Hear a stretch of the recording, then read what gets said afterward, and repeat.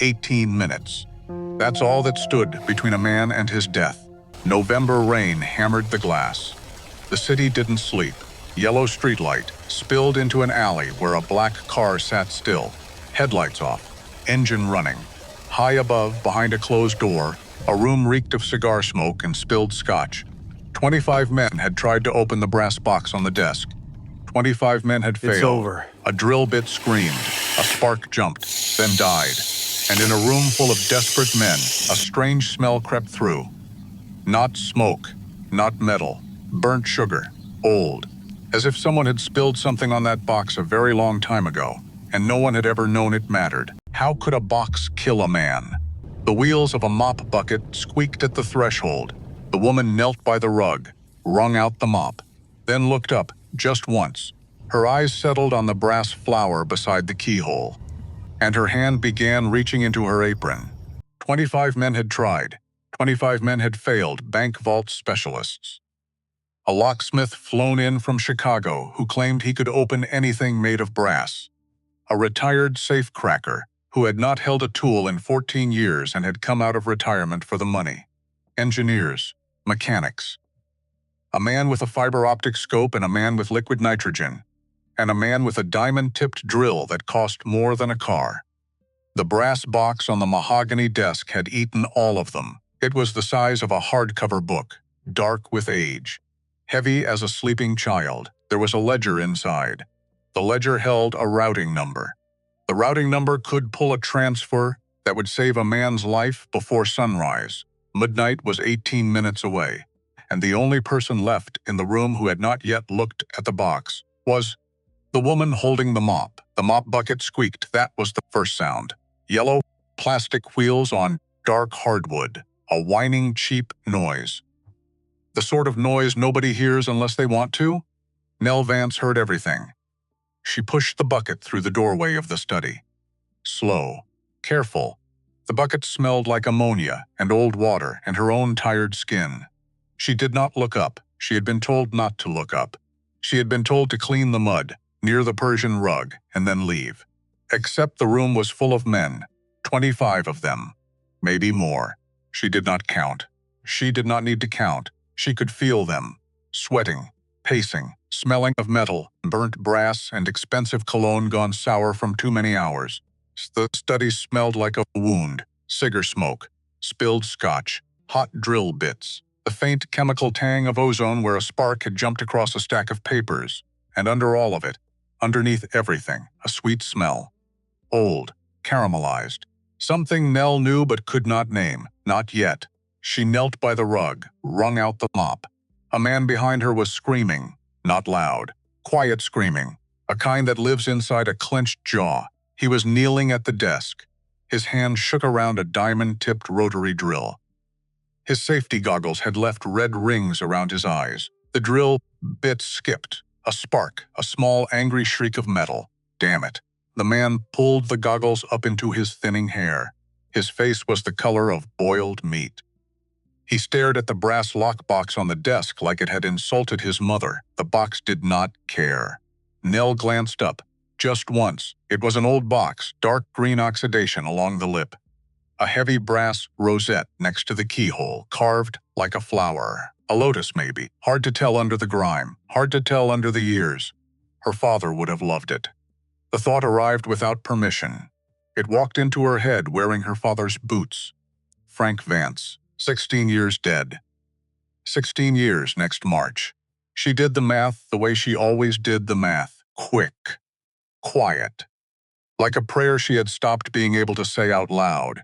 He would have looked at the box and said something like, "Honey, the answer's never where they're drilling." He used to say that about a lot of things. Get her out of here. A different voice. Deeper. Heavy as a refrigerator. Nell looked up again. A mountain of a man stood by the velvet drapes. Suit too tight in the shoulders. Hands clasped in front of him like a priest at a funeral. He smelled like peppermint and gun oil. She had walked past him on the way in. He had looked through her. Now he was looking at her. "She's cleaning the mud," another voice said. "Quieter." Tired. The tired voice came from the leather armchair in the corner. Nell did not turn her head. She knew better than to turn her head when a voice that tired was speaking.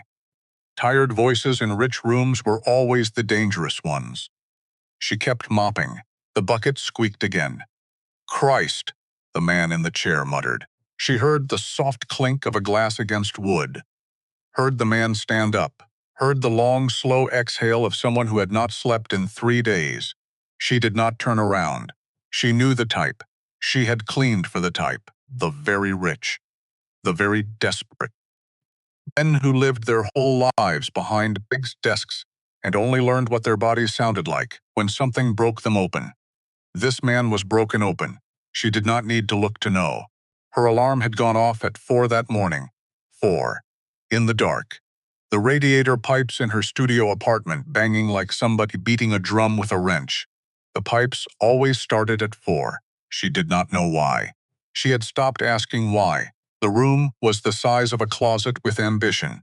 A mattress on the floor, a milk crate for a nightstand, a lamp she had bought at a yard sale for $2. A folded photograph in a cracked frame, her father in his uniform, her mother behind him, laughing at something only she could see. The photograph faced the door. Nell had put it there on purpose. So it was the first thing she saw when she came home. So she remembered where she came from. So she remembered who she was when nobody else did. The kitchenette smelled like burnt coffee and roach killer. She made tea. She did not own coffee. She had not owned coffee in 3 months. She drank the tea standing up.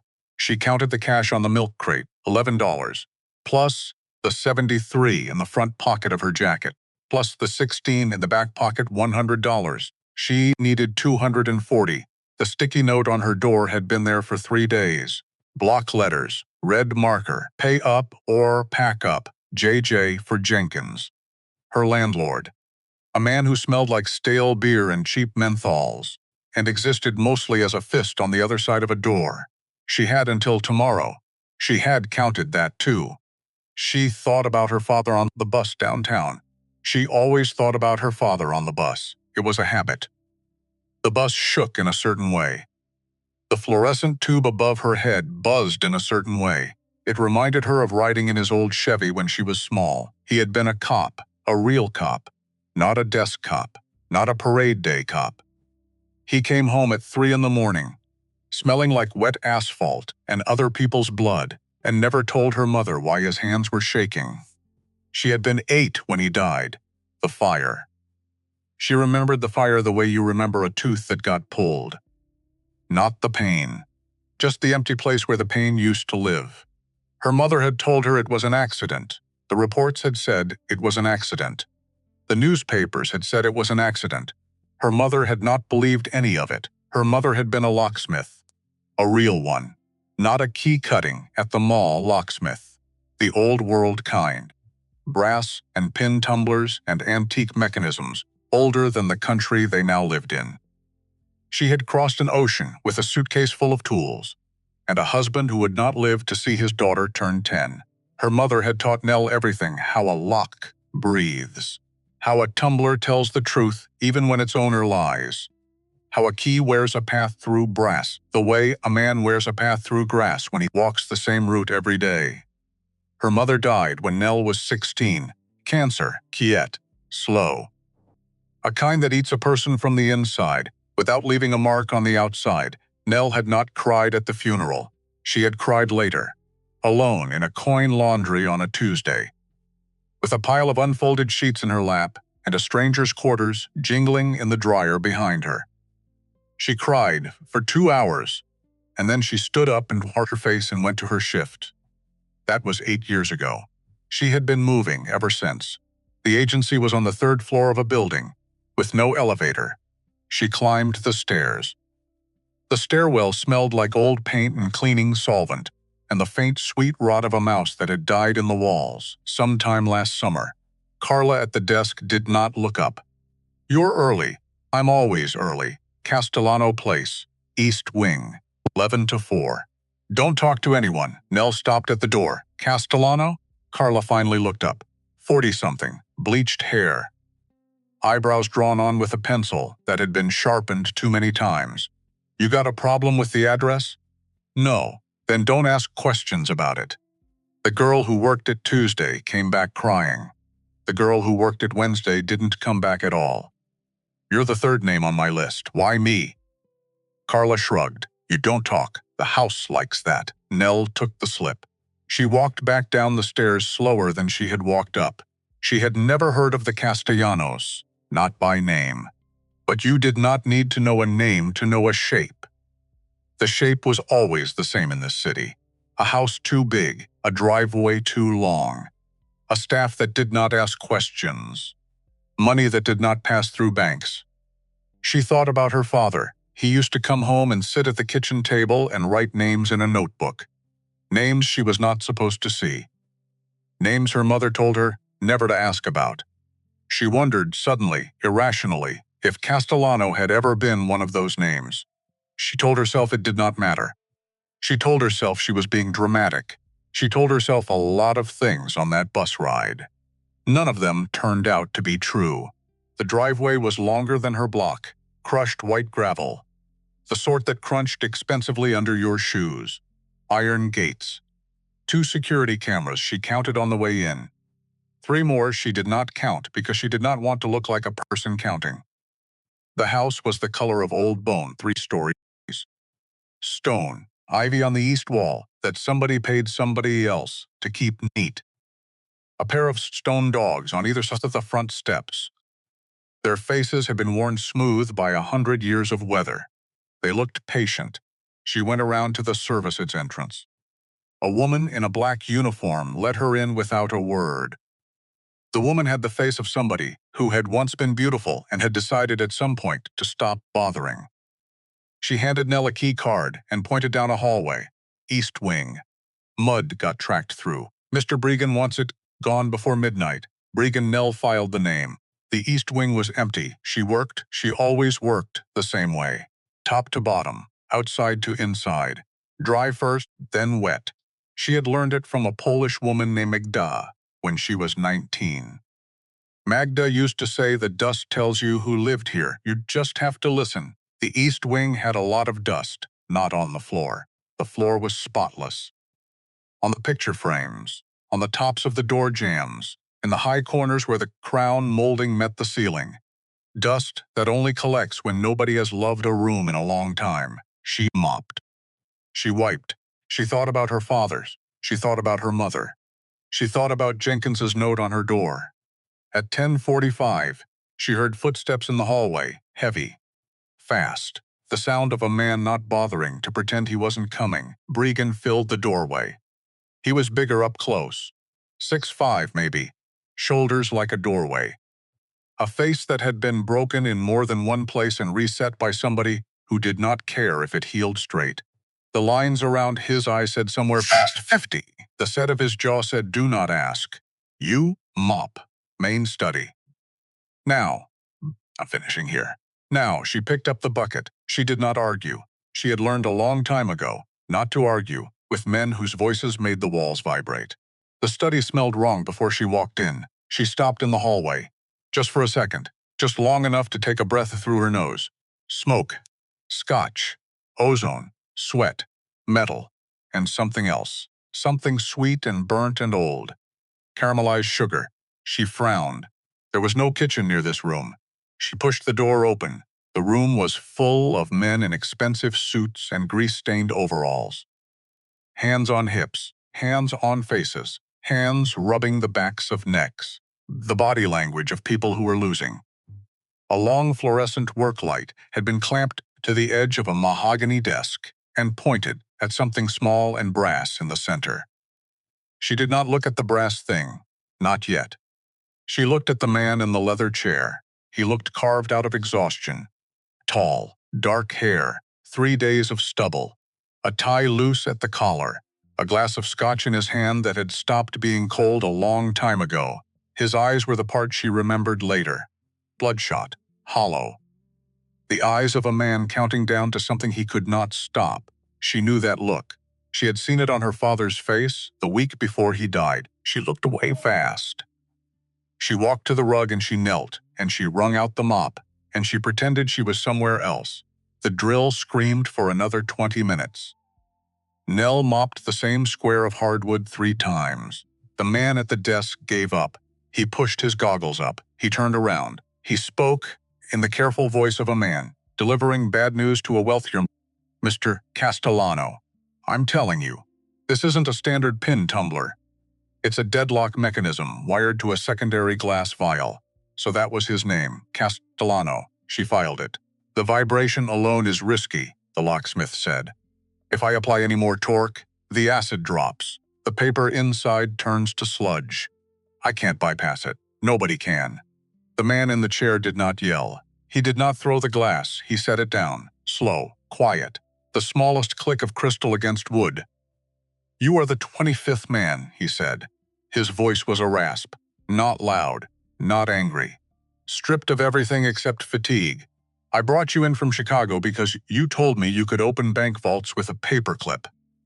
Now you're beaten by a humidor my grandfather bought in Naples. It's a bespoke acoustic lock, sir. Get out, the locksmith flinched. He reached for his tool bag.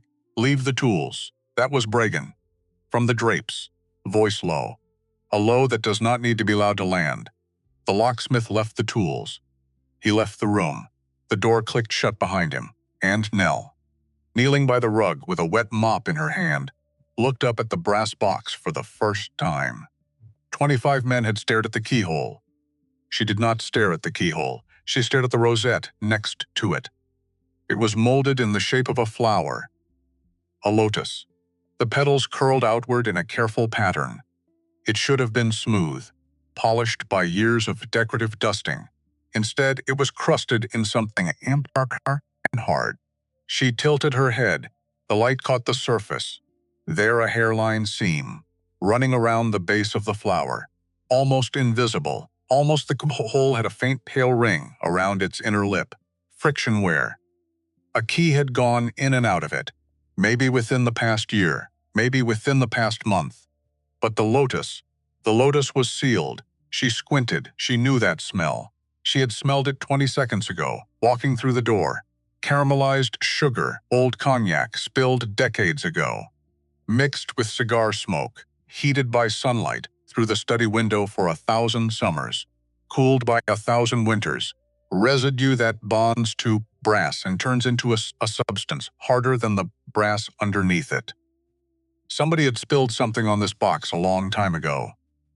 And nobody had ever cleaned it. Because nobody had ever needed to. Because nobody had ever known it mattered. Because the men who looked at this box looked at it the way men in expensive suits look at everything. From the front. From the top. From the angle the world had taught them to look from. Her father's voice, honey. The answer's never where they're drilling. She felt the floor under her knees go, a little soft. The keyhole was a decoy. The keyhole had always been a decoy. The lotus was the lock. She stood up. She did not mean to. Her knees just did it. You're working on the wrong part. The words came out of her mouth before she could stop them. The silence that followed was a physical thing. A pressure. A held breath. The kind of quiet that arrives in a room and changes the temperature. She did not turn her head. She kept her eyes on the box. Briggs moved first. She heard the soft scuff of his shoe on the hardwood. She felt him step toward her. The man in the chair stopped him. She did not see how. She only knew because Bregan stopped. A new sound. Leather creaking. The man in the chair was standing up. What did you say? Not a question. A command dressed as a question. She turned her head. He was looking at her, really looking. For the first time since she had walked into the room. She had been clocked once before like this, by a cop, in a grocery store, when she was 17 and starving and had not paid for a can of soup. The cop had looked at her, and had not seen a thief. He had seen a hungry kid. He had paid for the soup himself, and walked her to the door, and told her not to do it again. This man was not that cop. This man's eyes did the math on her in 3 seconds. Cheap jacket, cheap shoes, hair tied back with a rubber band. Knuckles cracked from bleach. Apron stained with somebody else's spilled wine. She watched him add up the columns. She watched the answer arrive in his face. He did not look impressed. He did not look angry. He looked for 1/2 of 1 second like a man who had been drowning for 3 days and had just felt something brush against his foot under the water. Say it again. You're working on the wrong part. The keyhole, it's a decoy. He took a step toward the desk. How do you know? Friction wear. The keyhole's been used. Recently. Whoever owns this opens it sometimes. They just don't open it through the keyhole. Then where? She pointed at the rosette. The flower. Bregan made a sound. Not quite a laugh. A cousin of a laugh. Boss. She's a maid. I heard you the first 3 times you said it, Marco. So that was his name, Marco Bregan. She filed it. The man whose name she would learn was Adrian Castellano, but who right now was just a tall, tired shape in a too-big room, took another step up toward the desk. The flower, yes. What's wrong with it? It's a pressure plate. It's supposed to depress. It can't. Somebody spilled something on it a long time ago. Cognac, brandy, something with sugar in it. Mixed with the smoke in this room, crystallized into the seam around the petals, and it cemented the plate to the casing. Your guys with the drills could have stayed all night. They would never have gotten in. They were trying to pick a solid block of brass. A long pause. The fluorescent work light hummed. The grandfather clock in the hallway ticked. She heard her own heart in her ears. How do you know this? She wiped her hand on her apron. She did it because she did not know what else to do with her hand. Because I scrubbed dried liquor off your baseboards. Every Tuesday, a muscle moved along his jaw. She had said the wrong thing. She had said it too plain. She had said it like a woman who was not afraid of him. And she should have been afraid of him, because every other person in this house was afraid of him. And she had just made herself stand out in a room where standing out was the worst thing a person could do. Too late, the words were already out. He looked at her. He looked at the clock. How long do you need to open it? Yes, 2 minutes, show me. She did not ask for permission. She reached into her apron pocket and she pulled out 2 things. A plastic spray bottle, white vinegar, her secret for hard water stains and brass tarnish, and a dozen other things her mother had taught her. A plastic cigarette lighter, pink, cheap. From a gas station off the interstate, Marco Bregan moved his hand, just a little. Toward the bulge under his jacket, the man at the desk lifted one finger. Marco stopped. Nell unscrewed the cap of the spray bottle. The vinegar smelled the way it always smelled. Sharp, sour, a clean smell, a correcting smell. A smell that said, I am here to fix what other things have ruined. She poured 3 drops onto the lotus, just 3. The liquid found the seam the way water always finds the seam, by instinct, by gravity, by the patient logic of small things that have all the time in the world. She struck the lighter. The flame jumped up, small, orange, trembling. She held it a 1/4 inch above the brass. She did not look at the man in the suit. She did not look at Marco. She did not look at the clock. She looked at the flower. The vinegar hissed. The smell changed. Burnt sugar. Boiled vinegar.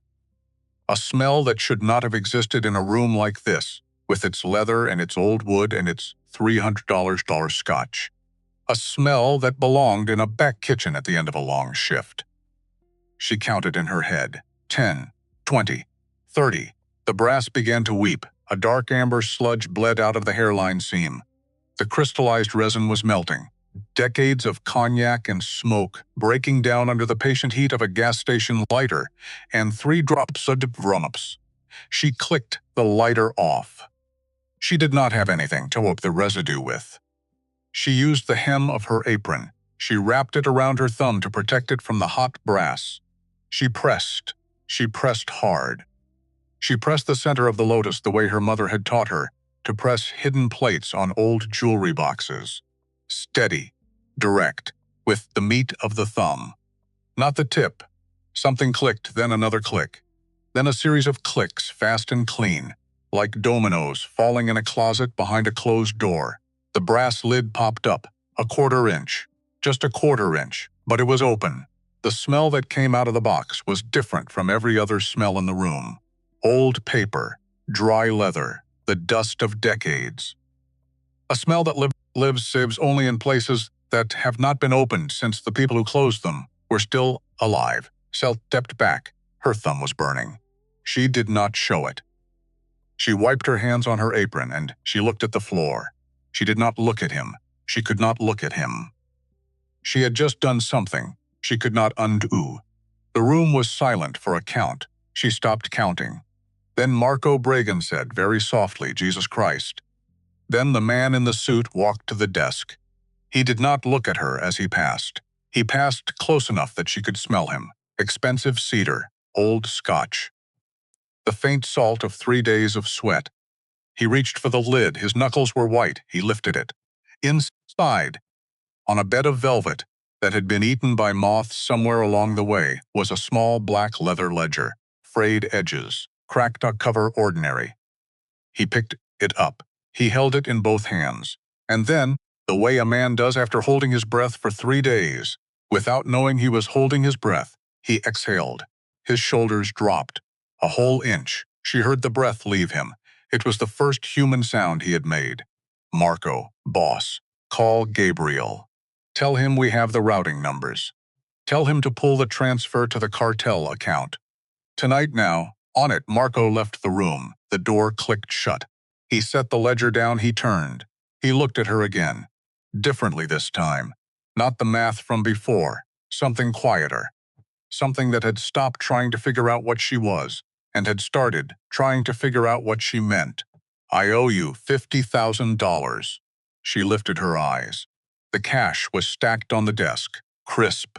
Unbanded. Bills that had never seen a bank. They sat in neat towers next to the open box. "No, excuse me? I don't want it." He blinked. It was the smallest thing, a man blinking. But she watched it happen, and she knew she had become, in that one blink, a problem he had not expected to have. "Take the money." "No, you opened the box. I needed your guy to stop drilling so I could finish mopping." "That's a lie." "Maybe. What do you want? To go home?" He stared at her. She was not what he was used to. She knew that. People were always one of two things in front of money like that: greedy or grateful. He had a script for greedy. He had a script for grateful. She was neither. She was a woman who had walked into the wrong room with a mop and a lighter, and was now trying to walk out of it before the door figured out how to lock. "You have a name?" "You don't need it. You just saved my brother's life." She froze. She did not mean to. Her body did it on its own. The word brother did it. The word saved did it. The phrase together did it. Because she had spent 16 years thinking about a brother who had not been saved. A father who had not been saved. A locksmith mother who had not been saved by any of the people she had spent her life keeping safe behind brass. She felt her eyes sting. She blinked it away. "Nell, Nell." He tested it. The way a man tests a stare he is not sure will hold his weight. "You should not be a maid, Nell. It pays please." "Not well. Well enough. How much do you need?" "240. For my rent," he laughed. Not a real laugh. A short, sharp, surprised sound. The laugh a man makes when life has just shown him something so small and so ordinary that he has forgotten such things exist. He pulled $300 bills from a loose stack near his glass. He held them out. 300. 240 for the rent. 60 for a cab home. "Don't take the bus tonight?" She looked at the money. She looked at him. She took the money. Her fingers brushed his palm. His hand was warm, calloused. The hand of a man who had not always sat behind a desk. The contact was less than a second. It was nothing. She pulled her hand back. She folded the bills. She put them in her apron. And then, because she could not stop herself, because some part of her was still her father's daughter, she turned and looked at the brass box plus one more time. Inside, next to where the ledger had been, half hidden in the moth-eaten velvet, something else. Something small, something her father had carried every day of his life, until the day he didn't. A police badge, rusted at the edges, tarnished in the middle. But the shield was still legible. The number was still legible. The name engraved at the bottom was still legible. Frank Vance. The room tilted. It did not actually tilt. She knew it did not actually tilt. Rooms do not tilt. Floors do not move. The world is a stable place that obeys physics, but the room tilted. She heard her own breath stop in her throat. She heard the grandfather clock in the hallway tick. She heard, somewhere far away, Marco Bragan's voice on the phone in another room, talking to someone named Gabriel about a transfer to a cartel account. She heard nothing else. The badge sat in the box. The man named Adrian Castellano was looking at the ledger. He had not seen it.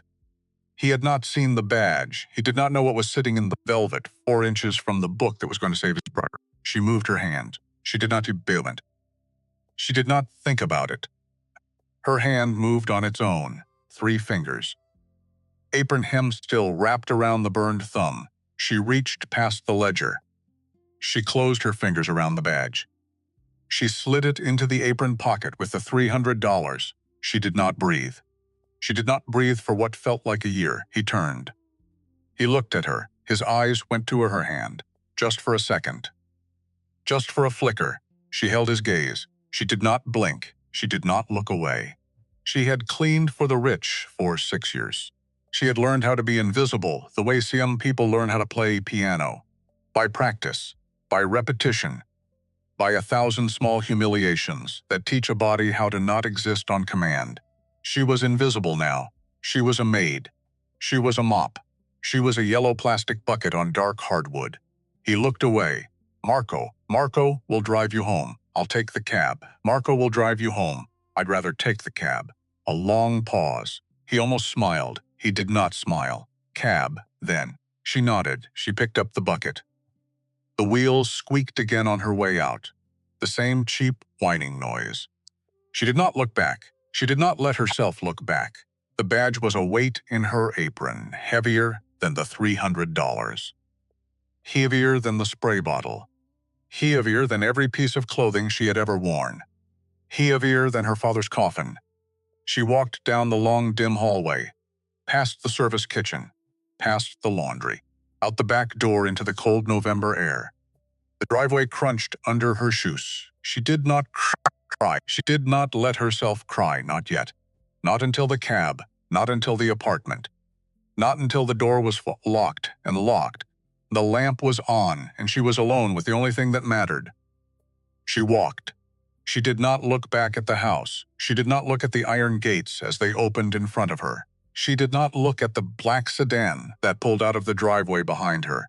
Lights off, 20 feet back, matching her pace. She did not see it, not yet. She would see it, but not tonight.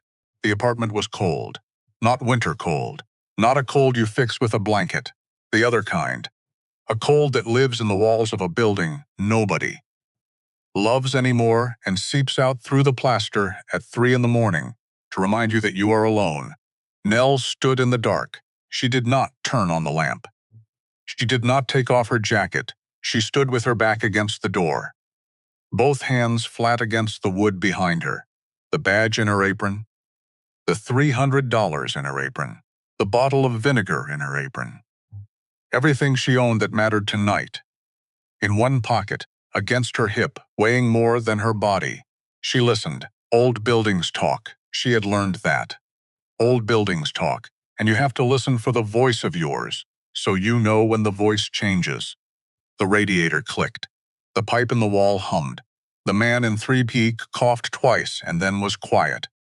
The woman in 4A above her dropped something heavy and then said something Nell could not hear. The building was normal. The building was telling her the truth. She slid to the door. She sat on the floor.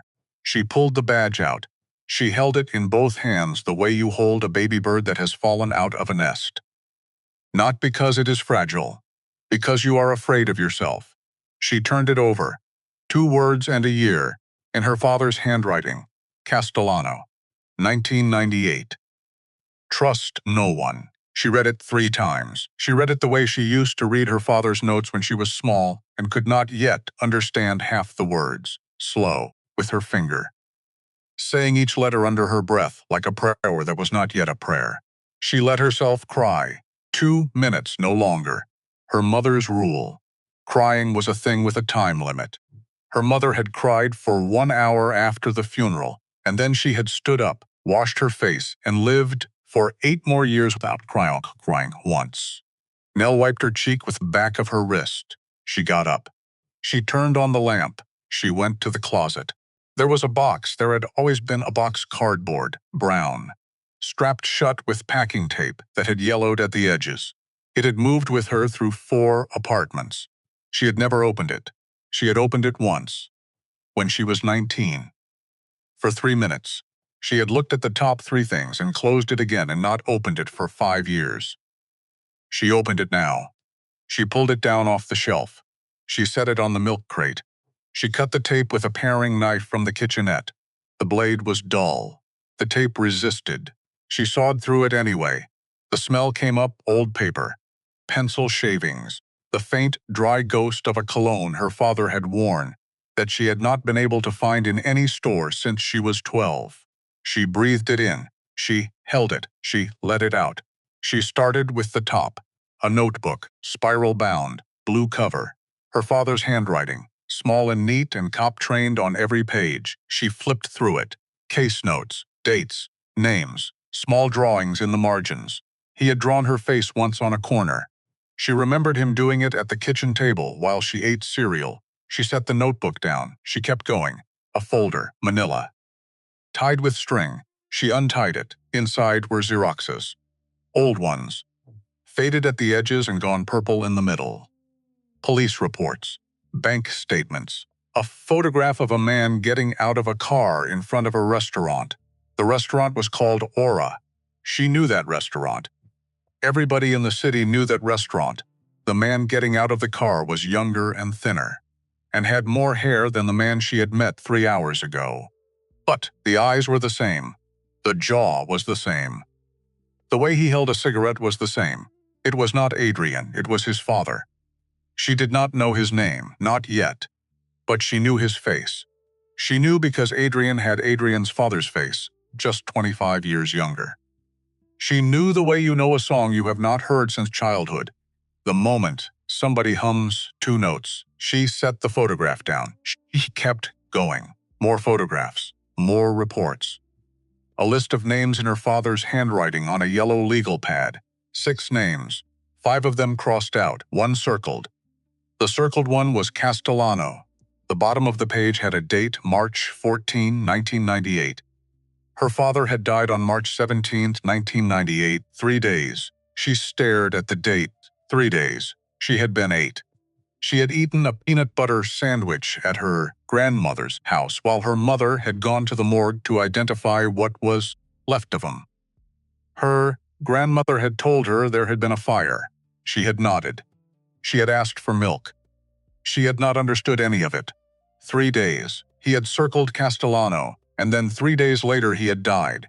She put the legal pad down, very carefully, as if it might burn her if she handled it wrong. She kept going. A small envelope at the bottom of the box. She picked it up. Her father's handwriting on the front. 1 word, Eleanor. Her mother's name. She opened the envelope, a single sheet of paper. Folded twice us. If you are reading this, I am gone. There is a man named Vincent Krall. He works for the Castellanos. He is the one. The bank trails go through him. The bodies go through him. Everything goes through him. I have not told anyone. I cannot trust anyone in the department. I am sorry I am writing this on a piece of paper instead of saying it to your face. I love you. I love Nell. Tell her I was a good cop. Tell her I am sorry I was not also a good father. F. She read it twice. Then she read it a 3rd time. Then she set the paper on the floor in front of her, and she stared at the name in the middle. Vincent Krall. She said it out loud. The apartment did not answer. It did not have to. She already knew that name was going to walk back into her life within the next 48 hours.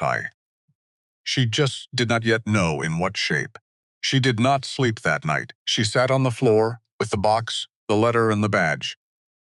And she read every page of every notebook her father had left behind.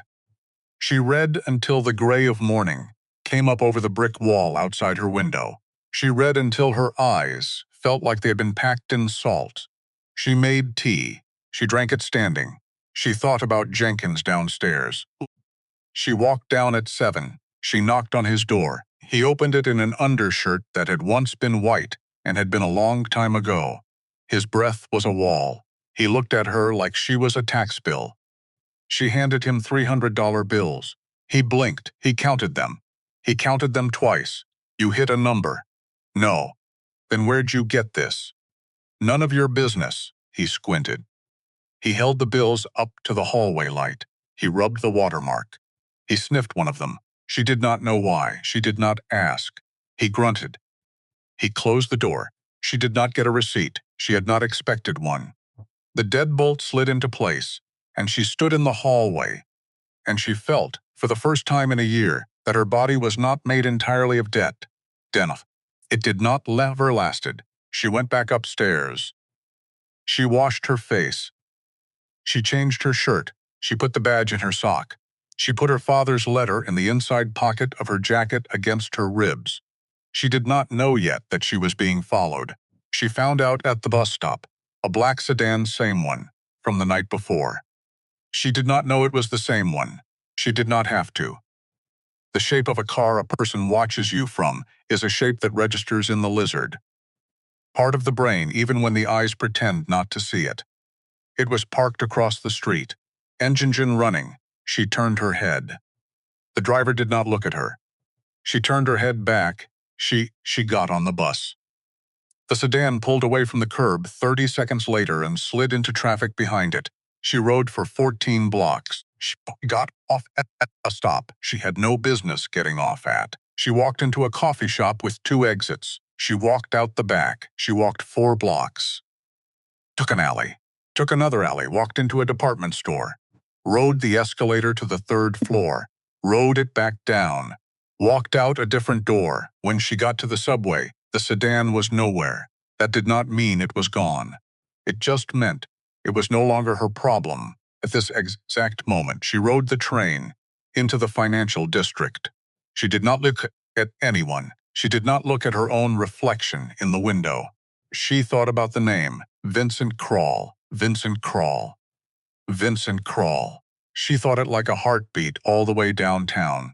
The building was a knife of glass, 44 floors. Black marble lobby. A building that did not have a sign on the front because if you needed a sign, you did not belong inside. She walked in. The security guard saw her shoes first. He always did. Cheap shoes. Scuffed soles. He started to lift the kind of polite professional condescension a man like him had been trained to deploy on women like her. He opened his mouth to ask for a delivery slip. Suite 4400. He stopped. He looked at her face. He typed something into a terminal she could not see. She watched the air go out of him. He did not ask her name. He did not ask for ID. He slid a blank white key card across the counter. Express elevator. Left bank. Last car. She took the card. The marble was cold under her shoes. The elevator was the kind that did not have buttons. You swiped. It went. You arrived. The doors opened on a reception area that did not have a receptionist. Mark O'Brien was standing by the window. He had not slept either.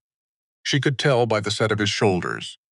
By the way he held his arms folded across his chest. By the small twitch in his jaw when he turned and looked at her. He did not greet her. He nodded once. He's waiting. Where? End of the hall. She did not wait for him to lead. She walked past him. She felt his eyes on her back. She felt him do the math. She wondered very briefly what answer he was getting. She did not wonder long. Adrian Castellano was at his desk. He was clean-shaven, white shirt, sleeves rolled to the elbows. A different man from the one in the leather chair last night. The exhaustion was still there, but it had been pushed somewhere, stored. Locked in a drawer he would open later when nobody was watching. He did not look up. He let her stand there. He tapped his tablet. She crossed her arms. She did not fidget. She had grown up watching her father play this game across a kitchen table, with men her father did not trust. She knew what the game was. The man who spoke first lost. She did not speak. The silence stretched. A full 30 seconds. 40. He looked up. His eyes had not changed. The same math, the same quiet weighing of a thing he could not yet name. You didn't bring the mop. You told me not to. How are your hands? She looked down. She had not noticed her hands. She did, now. Her right thumb had blistered along the pad, a red, angry crescent where she had pressed the hot brass. She taped it with a cheap bandage from the drugstore on the corner. Healed. They're not. They will be. A flicker. He almost smiled. He did not smile. Sit down. I'd rather stand. Sit down, Nell. She sat. The chair was too low. The leather was too cold. She suspected this was on purpose. She suspected everything about this room was on purpose. The chairs, the desk, the view of the river out the window behind him, the half-empty cup of espresso, the single silver pen lying parallel to the edge of the desk at a perfect 90-degree angle. He folded his hands. I have a problem. I know. You don't know which one. You have a lot of problems. He almost smiled again. He did not. I have a rest. Shra. Stopped she? Watched imps. How do you know that? Everyone knows that. That's not what I asked. I clean for the rich. The rich talk about your restaurant. What do they say? That the duck is good. That the wine list is better. That a table on Friday night requires a phone call from someone whose name they will not mention. He almost smiled. Third time. He'd. Did not. My restaurant is bleeding money. How? That's what I want you to tell me. She did not answer for a moment. She was thinking. She was thinking about her father's folder. She was thinking about the photograph of Adrian's father getting out of a car in front of that exact restaurant. She was thinking about Vincent Crawl, a man whose name she had read for the first time 8 hours ago, a man she was now sitting one floor away from, a man who was somewhere in this building right now, breathing the same recycled air she was breathing. She thought about saying no.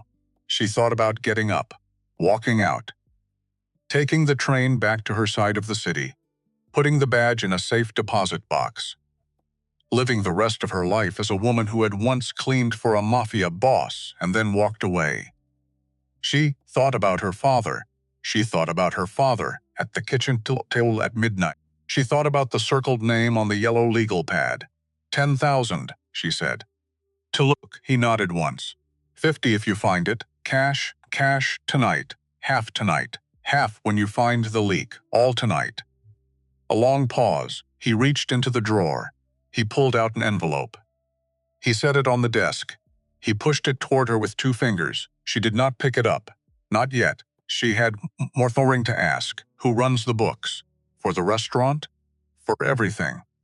He paused. She watched him pause. She watched him decide whether to lie. She watched him decide not to. A man named Vincent Crawl. She did not blink. She did not move. She did not breathe wrong. She picked up the envelope. I start tonight. She walked out. She did not look back. She did not need to. She knew he was watching her go. She walked past Marco on the way to the elevator. He uncrossed his arms. Miss, she stopped. Mr. Castellano said to tell you. The uniform's at the staffing agency. Pick it up by 6. Aura's expecting a new night cleaner. Don't tell them otherwise. Understood, miss. Yes. One more thing. What? He says don't take the bus tonight either. She looked at him, he looked at her. She did not say thank you. He did not seem to expect it. The elevator doors opened. She stepped in. She rode down 44 floors. In a silence hummed, in her ears like a held note, on a piano. When the doors opened in the lobby, she breathed out for what felt like the first time since she had stepped in.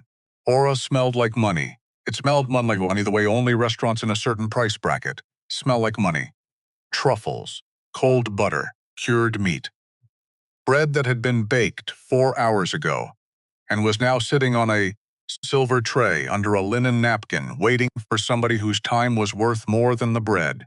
She arrived at 10. The dinner service was still running. She came in through the back. A kid with a face full of acne pointed at the supply closet and went back to his phone. She changed in the bathroom. The uniform was navy blue. Polyester. 2 sizes too big. The factory wrap still smelled like formaldehyde. The shirt scratched her collarbone. She did not care. She did not care, because she was no longer the woman who cared about uniforms. She was the woman who had her father's letter against her ribs and his badge in her sock, and a name she was going to find before sunrise. She rolled her cart out into the hallway. She started where she always started, top to bottom, outside to inside, dry first. Then wet. She watched everything. She listened to everything. She did not look like she was watching. She did not look like she was listening. She wiped the chrome of the espresso machine. She polished the rail along the bar. She refilled the soap dispenser in the women's bathroom and refilled the paper towels in the men's. She mopped the kitchen floor twice. She emptied the trash 3 times. She counted. She counted bottles in the wine rack against the digital inventory pinned to the stockroom clipboard. The clipboard said 40 bottles of the Bordeaux had moved that week. The recycling bin held 22 corks and 22 punted bottoms. 18 bottles were missing from the math. She counted napkins. She counted glassware. She counted the small ramekins of imported sea salt that lived in a labeled drawer in the kitchen. The math was wrong everywhere. The math was wrong in the way. Math is wrong when somebody is taking small, careful bites and hoping nobody is hungry enough to count. She watched the staff, the line, cook with the tattooed forearms. The prep guy who stayed an hour past his shift to clean a meat slicer that did not need cleaning. The bartender who kept his eyes on the front door instead of his hands. She watched the manager. His name was Trent Holloway. She had read it on a nameplate above an office door. He was 40 maybe, polished. A polish a man builds when he has decided the world will respect him. If he can just keep the shoes shined and the hair combed and the tie straight. He was sweating at 10:30 in the kitchen. In November, in a restaurant kept at a steady 68 degrees. He was sweating again at 11:15 when she passed him in the hallway outside his glass-walled office. He was sweating again at midnight when she watched his reflection in the polished steel of the walk-in freezer door as he emerged from the refrigerator pushing a small utility cart. On the cart sat 3 white plastic tubs, the kind they used for rendering fat. He did not push the cart to the disposal chute. He pushed it down the corridor to the laundry hampers. She kept polishing. She did not turn her head. She watched him in the freezer reflection. He moved fast. The fast of a man who had done this before. He unlatched the tubs. He pulled out vacuum-sealed bricks of meat. She knew the marbling. Everyone knew the marbling. A5 Wagyu, the kind that sold for more per pound than her rent. He pulled out 2 unmarked tins, beluga. Probably. She could smell the truffles from 15 feet away, the earth in them, the damp dirt, the deep musk that even good packaging could not contain. He buried it all in the canvas hampers. He layered the linens on top. He buried it deep. Wine-stained napkins, heavy tablecloths. He worked with the practiced calm of a man who had buried things before. She did not move. She kept her rag on the freezer door. He finished. He pushed the cart back to the refrigerator. He came back out without the tubs. He walked down the hallway toward his office. She heard his office door close. She did not move for another full minute. She breathed. She thought. The laundry truck came at 5. It picked up the hampers and it drove them, in theory, to an industrial cleaner. In practice, it drove them somewhere else first, a drop. A swap. A second location. The food was untraceable. The receipts were already balanced in the books of spoilage. The driver was almost certainly paid. The accountant who wrote off the spoilage was almost certainly paid. The accountant, Vincent Crawl. Her hand stopped moving. She made it move again. She finished polishing the freezer. She wheeled her cart forward. She walked toward the office hallway. She had 3 hours until the truck came. She had 3 hours to look at one more thing. She knew which thing. The records room was the end of the hallway. It was locked. Of course it was locked. She had assumed it would be. She crouched beside the door. She pulled a folded paper clip out of her apron pocket. She had bent it on the train ride over. She had bent it the way her mother had bent the first paper clip Nell had ever opened a lock with on the backlit porch in the long warm summer after her father had died. She slid it into the keyhole. She closed her eyes. She listened. A lock is a sentence. That was what her mother used to say. A lock is a sentence, and the pins are the words. And you cannot read the sentence with your eyes. You have to read it with your fingers. She felt the first pin set, the second, the third, the fourth was sticky. The fourth was the one whoever installed this lock had hoped would beat any amateur with a piece of wire. She did not rush. She did not push. She breathed. She turned the paper clip a quarter-degree counter clockwise. The pin set, the lock turned. She opened the door. She closed it behind her. She did not turn on the overhead light. She used the small flashlight, clipped to her keychain. It made a small circle of yellow on the wall of file cabinets. Rhymes. She moved fast. She did not have time to be slow. She found the 1998 cabinet. She found the drawer marked personnel. She pulled it open. She thumbed the files. Most of them were what she expected. Old line cooks, old bartenders, old waiters who had moved on or died or gone to better restaurants in better cities. Names she had never heard of. She kept going. She found B. Bregan. She pulled the file. She opened it under the small yellow circle of her flashlight. The first page was a tax form. The second page was a hire date. The third page was a personnel review. The fourth page was a photograph. Marco Bregan, 25 years younger. Hair he did not have anymore. A jaw that had not yet been broken in 3 places. Eyes that were the same eyes she had looked at 3 hours ago, across the lobby of a building made of glass. The fifth page was a different photograph. It was paper-clipped to the back of his file.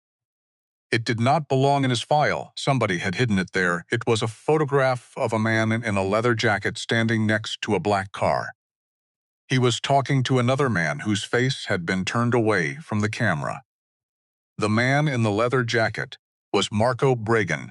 The man whose face had been turned away from the camera was wearing a sport coat. Below the coat she could see a holster. Below the holster, she could see the corner of something, a police shield. She turned the photograph over. A date stamp, February 22, 1998. 3 weeks before her father died. She did not breathe. She turned the photograph back over. She stared at it, under the yellow circle of her flashlight. She tried to see the face of the man in the sport coat. She could not see his face. She could see his hand. She could see his wrist. She could see a watch on that wrist. A watch she had not seen in 16 years. A watch with a cracked crystal and a leather band gone dark at the wear points, her father's watch. She had not seen that watch since the morning of March 17, 1998. She had not seen it because it had not been on his body when they pulled what was left of him out of the fire. The detective on the case had told her mother the watch had probably melted. Her mother had said nothing. Her mother had known that watches do not melt. Watches survive fires the way teeth do. The watch had not been on him because somebody had taken it off him before the fire.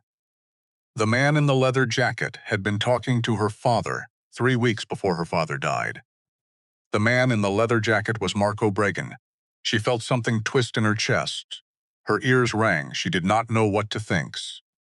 She had spent the last 6 hours assuming Marco Bregan was an enforcer, a man who did what he was paid to do.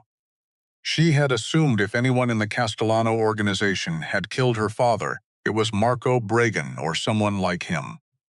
But this photograph did not look like an enforcer meeting a target. This photograph looked like 2 men passing something between them. A handoff, an informant. She put the photograph in her apron. She closed the file. She put the file back. She turned to leave. She had 1 foot toward the door when she heard the lock click. Not her lock. The other one, the outer lock. Somebody was opening the records room from the outside. She killed her flashlight. She dropped behind the cabinet. The door opened. The fluorescent overhead snapped on. A man walked in. She did not see his face. She saw his shoes, Italian expensive. Shoes that did not crease at the toe because they had been built by a craftsman in a small shop in Florence who had passed his trade down to his son. She did not need his face. She knew who he was the moment he spoke. His voice was low and patient, and carried in it the slow, careful cadence of a man who had not raised it in 30 years and did not intend to start tonight. "You can come out now, Miss Vance." She did not move. She did not breathe. She heard him walk to a cabinet. She heard him slide a drawer open. She heard him slide it closed again. "I've been waiting for you since 10:30, he said. "I assume you'll come out when you're ready." She closed her eyes. She put her hand in her apron and felt the photograph. She put her other hand against the cool metal of the cabinet beside her. She breathed. She stood up. The man at the other cabinet did not turn around, not yet. He was a tall man, lean, silver hair, trimmed close at the sides, a charcoal suit that fit him the way a knife fits a sheath. He was looking at a file. "Your father had a lovely hand," he said. "Did you know that? He printed everything. Capital letters. Never cursive. He told me once that cursive was for liars and lawyers. I have always remembered that." He turned around. 55, maybe older. The eyes of a man who had not slept badly a single night in his life. Because he was the thing other people lost sleep about, he smiled. It was a small smile, polite, almost warm. "Vincent Krall," he said. "I believe you've been looking for me." Nell did not speak. She could not yet make her mouth work. He set the file on the cabinet. He folded his hands in front of him. "Your father came very close, Miss Vance. He really did. He was a clever man. Cleverer than most of the men in this room have ever been. He did not deserve what happened to him. I want you to know that. I want you to know that I respected him a great deal." She found her voice. "You killed him." "Yes," he said it the way a man says yes when asked if it is raining outside. "But I did respect him." She felt the room narrow. She felt the badge in her sock. She felt the letter against her ribs. She felt the photograph in her apron. She felt every promise she had made silently to a dead years gather itself into a single point behind her sternum. She did not move. Krall studied her. "You have his eyes," he said. "I noticed it the moment Adrian mentioned your name this morning. He told me about a maid who opened the box. He didn't mention the name at first. He mentioned the name later, Nell Vance. I almost laughed. I almost said, 'Adrian, do you know who that is?' But I didn't, because that would have been giving you away." "Why? Why didn't I tell him?" "Yes," he shrugged. A small economical shrug, "because I wanted to meet you first. I wanted to see what kind of woman Frank Vance's daughter had grown into." She did not answer. He smiled again. "You may keep the photograph, by the way. It's not the only copy." Her hand twitched toward her apron. She did not let it go all the way. "I want you to understand something, Miss Vance. You are not going to leave this organization. Not now. Not next week. Not in 6 months. You walked into Adrian Castellano's study with a bottle of vinegar and you opened a box his grandfather built. And you became, in that moment, something the rest of us cannot become. Useful. Adrian will not let go of you. He has not had a useful person in his life in a long time. And you, what about me?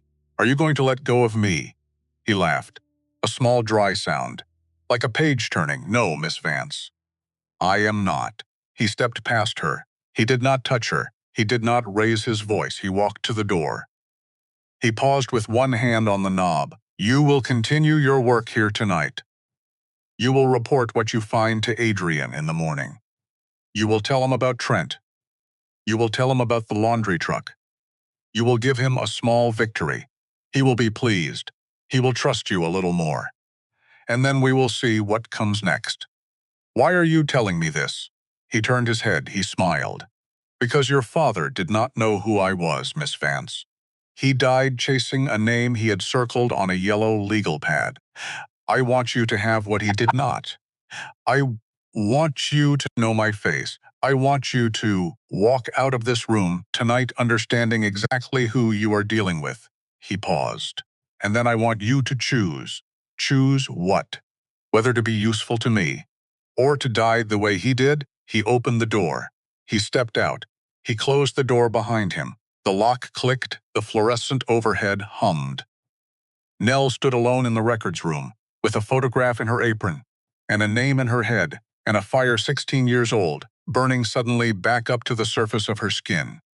She did not move for a long time, then she did. She walked to the door. She let herself out. She finished her shift. She emptied the trash. She mopped the floors. She wiped down the freezer doors. She watched the laundry truck pull into the alley at 4:58. She watched the driver load the hampers. She watched the drive away. She walked out the service door at 5:15 into the cold blue dawn. The black sedan was at the curb. The window rolled down. Mark O'Brien was driving. She looked at him. She thought about the photograph in her apron. She thought about her father's watch on her wrist that was no longer attached to her father. She thought about Crawl's smile. Marco looked at her. He did not say anything. He waited. She got in. She did not speak the whole drive, neither did he. When he pulled up to her building, he stopped and let the engine idle. He looked straight ahead, Miss Vance. Yes, whatever Crawl said to you tonight. She did not answer. He kept looking straight ahead. He's been saying it to people for 30 years. What does that mean? It means he's lying about half of it. Which half? He turned his head. He looked at her. His face was a wall a person could lean against if they were tired enough. That's what we need to find out. She got out. She closed the door. The sedan pulled away. She walked up 4 flights to her apartment. She let herself in. She closed the door. She slid down the door. She sat on the floor in her cleaning uniform, with a photograph in her apron, and a letter against her ribs, and a badge in her sock, and her father's voice. In her head, saying the same thing he had always said, honey. The answer's never where they're drilling. She closed her eyes. She let herself, for 30 seconds, be 8 years old again. Then she opened them. She had a phone call to make. She had a man named Adrian Castellano to call. She had a story to tell him. Half of it would be the truth. The other half she would keep to herself, until she knew which half of Vincent Crawl was the lying half. She picked up the phone. She dialed. He answered on the first ring. Nell, I found your leak. A pause. She heard him breathe. Tell me, not on the phone, when? Tonight. Your restaurant. 4 a.m. Empty dining room. Just you, just me, just you. A longer pause. All right, the line went dead. Aura, at 4 in the morning, was a different animal. The lights were low. The chairs were stacked. The bar was wiped down. The brass rail glinted under a single pendant lamp the night manager had forgotten to kill. Outside on the avenue, a street sweeper rumbled past. Its brushes hissed against wet asphalt. The plate glass windows trembled, settled. Trembled again. Nell stood in the middle of the dining room. She did not sit. She did not pour herself water from the carafe on the bar. She held the trash bag. It dragged on the floor when she set it down. A thick, wet scraping sound. Hardwood under it. She felt the floor through her shoes. She had brought it from the alley. She had pulled it out of the hamper before the truck came. She had wrapped it in a second bag. And then a third, because the smell was already pushing through the plastic. Earth. Cold meat. Truffle musk strong enough to climb up the back of the throat. The dining room doors swung open. Adrian Castellano stepped through. Heavy. Wool overcoat. Dark sweater underneath. No tie tonight.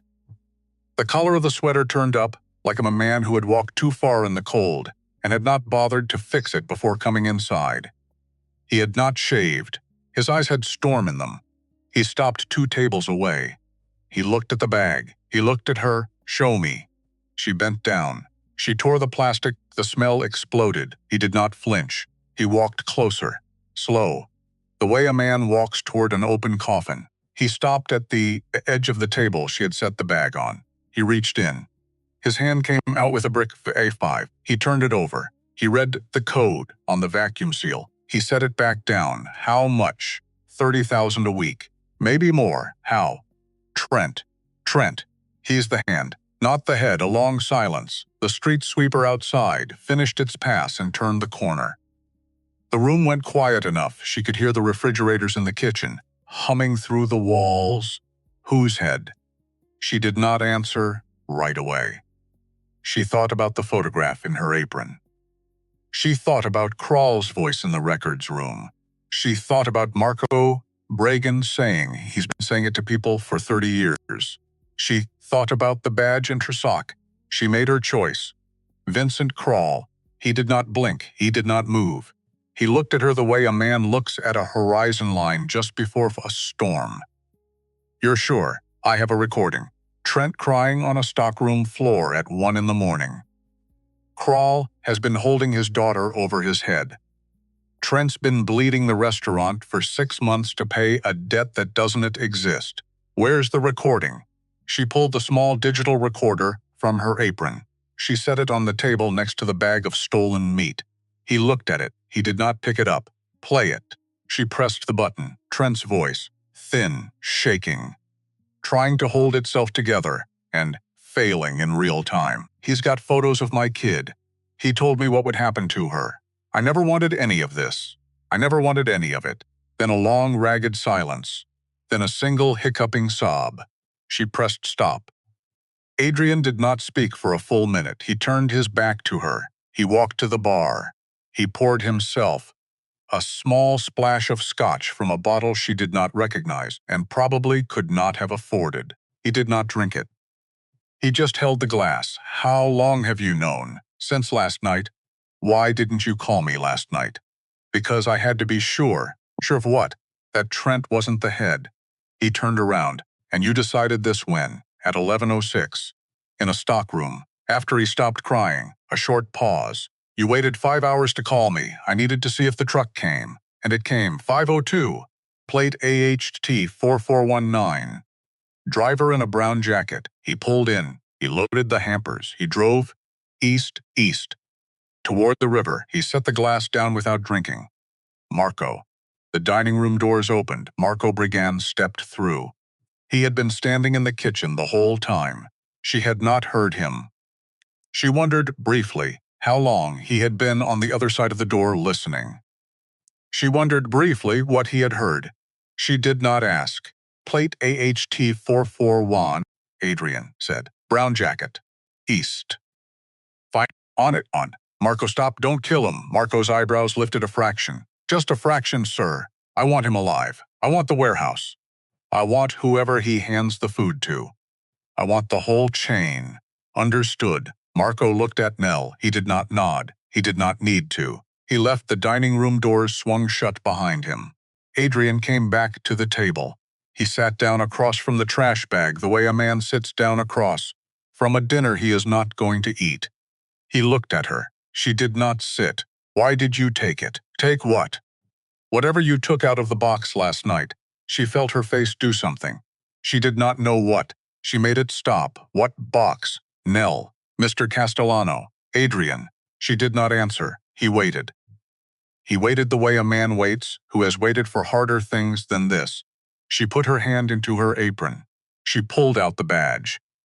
She set it on the table next to the recorder. He did not pick it up. He read the name. He read it twice. He looked up. Frank Vance, my father, how? He died in a fire.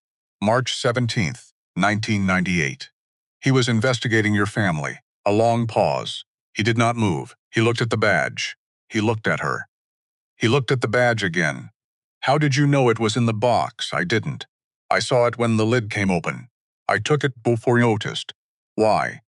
Because I knew if I left it there, I would never see it again. Why was it in my grandfather's box? That's the question. He sat back. He ran a hand down his face. Slow. The exhaustion came back into him like a tide returning. The Cleanshaven-controlled man at the desk 12 hours ago was gone.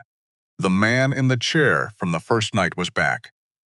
What did you want from me? He said. I came because of Crawl. You came because of him. I read my father's notes last night. He had 6 names. He crossed off 5. He circled 1. Castellano, no. He looked up. Crawl. She nodded. He did not move for a long time. My grandfather built that box, he said. In 1962, he kept his most important papers in it for 50 years. When he died, my father inherited it. My father never used it. He told me once it was not for him to use. He told me he was keeping it for when it mattered, and your father died 6 years ago. Cancer. The same as your mother, I think? She did not answer. My father never told me about the badge. He never told me about your father. He never told me what was in the box. Maybe he didn't know. He knew. Then why didn't he tell you? Because he could not trust me with it yet. Or he could not trust the men around me with it. I will never know which. She did not speak. He looked down at the badge again. My father knew, Nell. He knew about Frank Vance. He knew about the fire. He knew who started it. And he hid the evidence in a box so tightly that nobody could open it. But a woman with the right kind of patience and the right kind of dirt under her fingernails. She felt the floor shift under her. He looked up. His eyes were not the storm anymore. They were the calm after. He left it for you, Nell. He didn't know. It was you, but he left it for someone like you. He left it for Frank Vance's daughter. Whoever she turned out to be, she did not answer. She could not answer. There was nothing she could say. She had carried 16 years of an answerless question. And the man across the table had just given her half of an answer she had not known she was allowed to receive. She blinked. She did not let the blink turn into anything else. He pushed the badge toward her. Take it back. It's yours. She did not pick it up. She left it on the table between them. Not yet. He called Hayes from the bar phone. He did not use his cell. He did not use any phone with an address attached to it. He used the bar phone, the way old men use old phones, with both hands, standing up, speaking in clipped sentences that did not contain a single specific noun. She watched him dial. She watched him speak. She watched the other man on the other end of the line listen. She did not hear what Adrian said. She did not need to. She knew the shape of what he was saying. I need you tonight. Bring it, he hung up. He came back to the table. He sat down. Hayes is an hour out. Who, a friend of my father's? A federal man. Still active. He owes us a favor that has been waiting for 30 years to be called in. She nodded.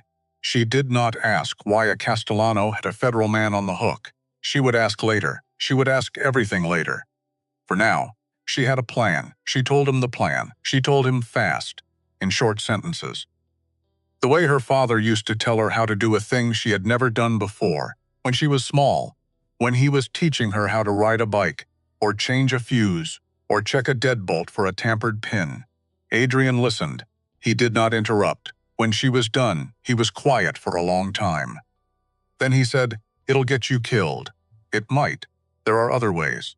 Not this fast. Why does it have to be fast? Because Crawl is going to know I told you. The minute Marco grabs the truck driver, Crawl is going to know. He has people in the warehouse. He has people in the city. He has people in this room, probably. Even now that I have not noticed. You think he has people in my organization? I know he does. How? He told me. Last night. He said we will see what comes next. He said it like a man who already had a piece on the board. Adrian's jaw worked. He looked at the badge on the table. He looked at the trash bag. He looked at, all right. How do we sell it? I betray you. Up to him. To him. I walk into his office at sunrise. I tell him I want out. I tell him you are dangerous, and I am scared. I tell him I'll give him what he wants for safe passage. What does he want? Everything. The ledger, the names, the accounts. Your grandfather's box. The whole inheritance. And you give it to him. I give him a copy. A fake. A version. Padded with enough real names to look real. With a tracker in the spine. He'll check it. He'll check it later. He'll grab it now. He'll meet his buyer, Diego Mero. Yes. You're sure, I'm sure. How? She paused. Because he isn't selling out one family. He's selling out two. He's been working for Mero for at least a year. Maybe longer. He's not your accountant. He's Mero's mole in your house. Adrian closed his eyes. He closed them for a long time. When he opened them, they were wet. He did not let the wet turn into anything. He nodded once. All right, Adrian. Yes. What? Marco comes. He looked at her. To the meat. Yes. Why? She did not answer that one. He looked at her for a long moment. Then he said, I'll tell him. She slept for 2 hours on the couch in Adrian's apartment. She did not want to. He insisted. She did not have time to argue. He sat in a chair across the room while she slept. She was aware of him there, in the way a person who has not been protected in a long time is aware of being protected. It was a strange feeling. She did not let herself trust it. She did not let herself not trust it either. She just slept. She woke at 6:30. The sky outside the window was the color of dishwater. Marco was at the door. He had been gone 3 hours. He had come back with the truck driver in the trunk of a car. The driver was not dead. He had given them an address, a warehouse, Riverside, loading bay number 4, a meet at midnight. It checked out. It checked out the way a thing checks out when a man is afraid enough to tell you the truth and not yet afraid enough to lie better. Nell ate a piece of toast Adrian made her. She did not taste it. She put on a coat Adrian gave her. It was too big. It was warm. She walked out of the building at 7. She got in a cab. She rode to Vincent Crawl's office. She did not look back. She did not need to. She knew Marco was behind her, in a different car. She knew Adrian was on a phone. She knew Hayes was somewhere making calls she would never hear about. She walked into Crawl's office at 7:32. The receptionist did not stop her. The receptionist had been told. She walked past the receptionist and down the hall and through the door at the end of the corridor and into the office, where Vincent Crawl sat behind a desk, made of a wood she could not identify with a window, behind him that looked at the wrong side of the river. He smiled when he saw her. "Miss Vance, Mr. Crawl, coffee?" "No. Sit." She sat. He folded his. He waited. She let him wait. She watched a small clock on the wall behind him. The second hand crawled. She broke first. "On purpose. I want out." His smile widened a fraction. "Of course you do. I'll give you what you want. Will you the ledger? The accounts, the locations, everything in the box? And what do you want in return? Safe passage. A new name. Enough money to disappear. And your word." "My word about what?" "That you don't follow me," he laughed. A small laugh. Dry. Like the rustle of a page. "Miss Vance, I have not followed anyone in 20 years. People come to me. Then your word that nobody you know follows me either." "Ah." He nodded slowly. He studied her for a long time. She let him. She let him weigh her the way he had probably weighed every person who had ever sat in that chair. Adrian's father. Adrian's grandfather. Maybe her father. Once. In a different room. On a different morning. She did not know if her father had ever sat in front of Crawl. She suspected he had. She suspected this was where the circled name on the yellow legal pad had come from. "When can you bring it? Tonight? Where?" "You tell me." "No, you tell me." "I want to see if you've thought about it." She paused. She let the pause look like calculation. The warehouse on the river. Loading bay 4. His smile froze. For a quarter of a second, she caught it. He caught her catching it. He recovered fast. "Why there?" "Because I know it. Because nobody goes there at night. Because I want this finished in a place nobody will look at twice tomorrow." "All right. Midnight." Midnight. Just you, just me. A long silence. He stood up. He walked around the desk. He stopped in front of her. He bent down slightly. Not threatening. Almost paternal. He looked at her the way her ninth-grade English teacher had once looked at her on the day Nell turned in a paper that was better than the rest of the class. And the teacher had not yet decided whether to be proud of her or suspicious of her. "You are doing the smart thing, Miss Vance, am I?" "Yes, your father would have lived if he had done the smart thing." She did not answer. He smiled. "I will see you tonight." She stood up. She left. She walked out of the building. She got in a cab. The cab took her 4 blocks. She got out. Marco's car pulled up at the curb 3 seconds later. She got in. She did not speak. He drove. She closed her eyes. She did not let herself cry. She did not have time to cry. The crying was for after. The warehouse smelled like rust and oil and old river. She had been there since 11. She was sitting in the back of a black town car, parked in shadow at the edge of the loading lot.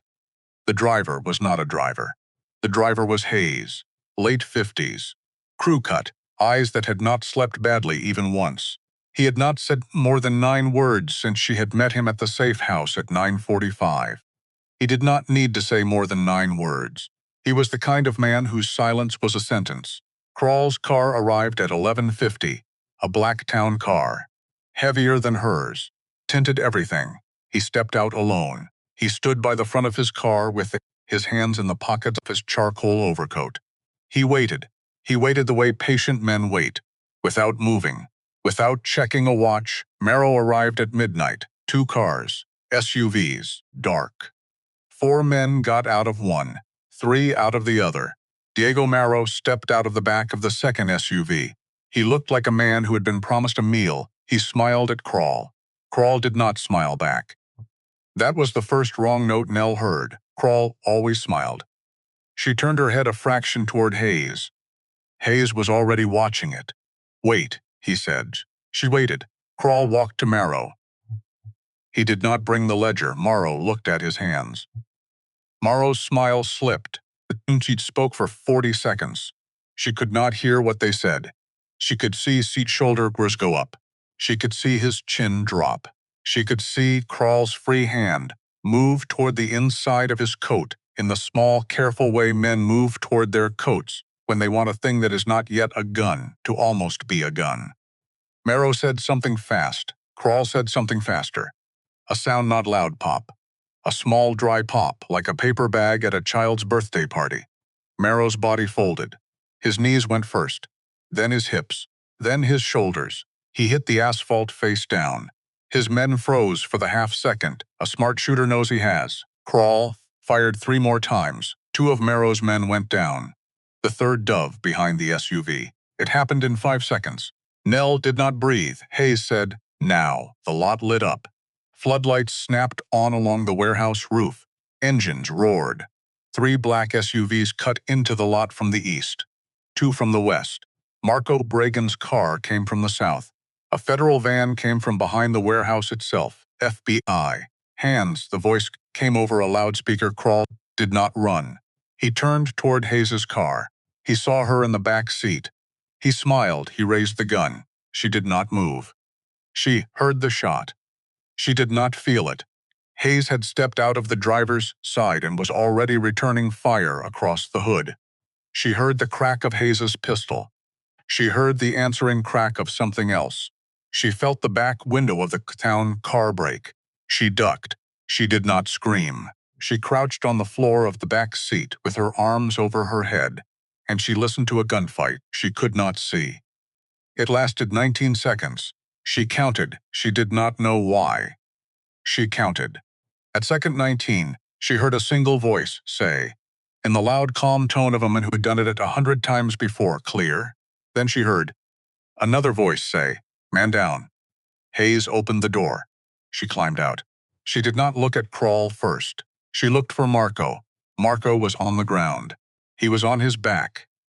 His suit jacket was open. There was a red bloom in the middle of his white dress shirt that had been a small bloom 30 seconds ago and was now a larger bloom. Adrian was already there. Adrian was on his knees in the wet asphalt of the loading lot.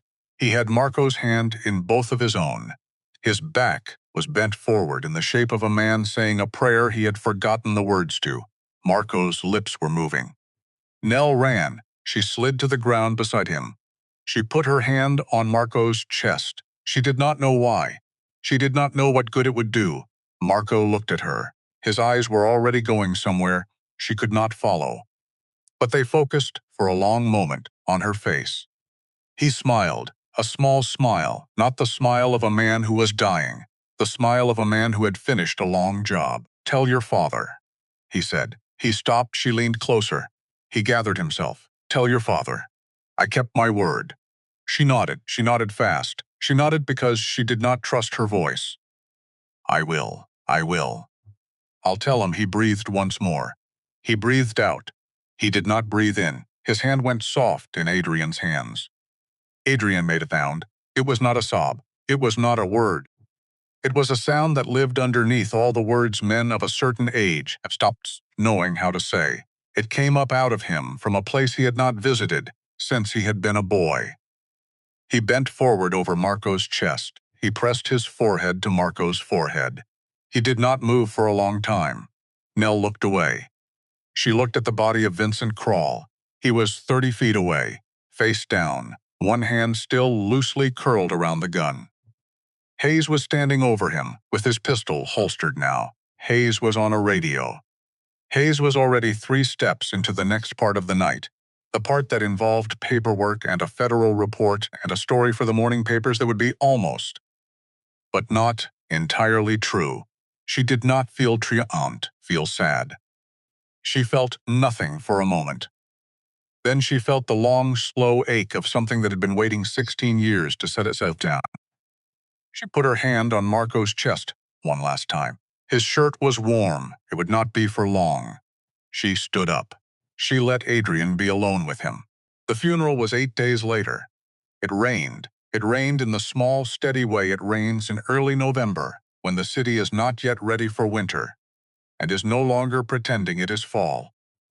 Marco Bragan was buried with a flag on the casket.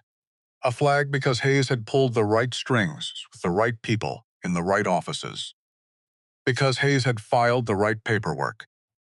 Because 26 years after Marco Bragan had walked into an organization as an undercover federal officer, and 23 years after his cover had collapsed, and his agency had quietly written him off as a loss, somebody had reopened his file and stamped it with the word active. He had died active. He had died in the line. He had died, the paperwork said, in pursuit of a 16-year-old open case that had finally found a chap. Nell stood in the rain at the edge of the small group. Adrian stood next to her. Hayes stood on the other side. A junior agent she did not know read the words. A junior agent reads at the grave of a man whose name no one knew. She did not hear most of it. She heard the part where they fired 3 rifle volleys into the air. She heard the part where they handed the folded flag to nobody. Because Marco had no family living. Because Marco had outlived everyone he had ever loved. Because his entire life had ended up belonging to a country that had spent 23 years pretending he had stopped existing. Hayes accepted the flag. Hayes walked over to her after. He held it out. He had no one else, Hayes said. I'm not family. You're as close as he had. She did not argue. She took the flag. She held it against her ribs. She felt the corners through the wool of her coat. She walked away from the grave slowly. Adrian walked with her. They did not speak for a long time. When they got to the gate of the cemetery, she stopped. She turned to him. "I'm sorry," he said. "For what? For all of it. For what my family did to your father. For the years your mother carried alone. For Marco. For Adrian," he stopped. My father did not believe in revenge, I know. He believed in the work. He used to say the work was the only thing that survived him. I know. Today the work survived him." She did not say more. She did not need to. He nodded. He looked at her for a long time. Not the math from the first night. Not the calculation from the office. Just a man, standing in a wet cemetery, looking at the only person in the world who had walked through this fire on the same side of it that he had. He held something out, a key, small, brass, old, older than anything else in his pockets. She looked at it. "What is this?" "There are 7 boxes," he said. 7. My grandfather built 7. 1 for each city my family had business in. Each box has a badge in it. Each badge belonged to a cop who died chasing my family. My father knew. He could not face it. He kept them locked. He did not have the courage to open them. And I have the courage. But I don't have the eyes. She did not take the key yet. Why me? Because you found the first one without knowing it was there. Because you saw the dirt nobody else could see. Because you are your father's daughter." She looked at the key. She thought about her father. She thought about her mother. She thought about Marco on the wet asphalt. She thought about 6 cities she had never been to. She thought about 6 cops whose daughters might be out there. Waitresses, cleaners, teachers. Women who did not know yet that their fathers had not died the way they had been told. Women who had been told the same lie she had been told. She took the key. It was heavy. It was all going to be heavy. She put it in her pocket. "I'll need a bottle of vinegar." He did not smile. But the corner of his mouth lifted. It was the closest she had ever seen him come to a smile. "You'll have one," he said. She nodded. She turned. She walked through the gate of the cemetery and into the rest of her life. The flag was in her arm. The key was in her pocket. The badge of Frank Vance was, where it had been every day for the last week, in the inside pocket of her coat against Rom's. She did not look back. She did not look back. She did not need to. The story behind her was a story that had finally ended. The story ahead of her was a story that had only just opened the door. She walked toward it the way a woman walks toward a door. She had been waiting all her life to open. Slowly, steadily, with the patience of someone who already knew how to read the dust.